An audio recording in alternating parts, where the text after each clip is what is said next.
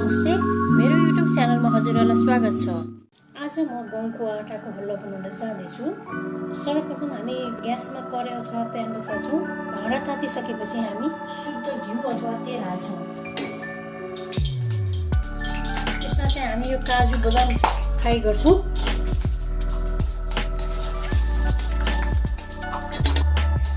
अलिअलि रातो भएपछि निकालिहाल्नुपर्छ यसलाई।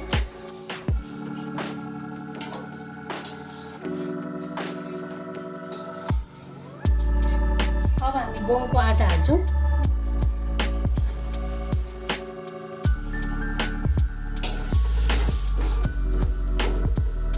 यो रातो नहुनेसम्म चलाइराख्नुपर्छ।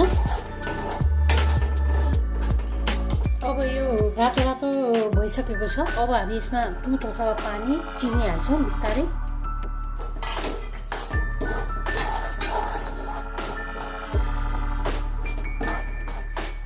त्यसपछि दुध हाल्छौँ।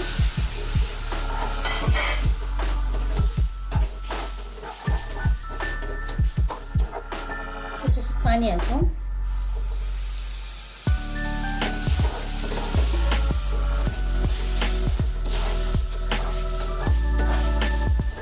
फ्राई गरेको यो काजु बदाम हाल्छौँ।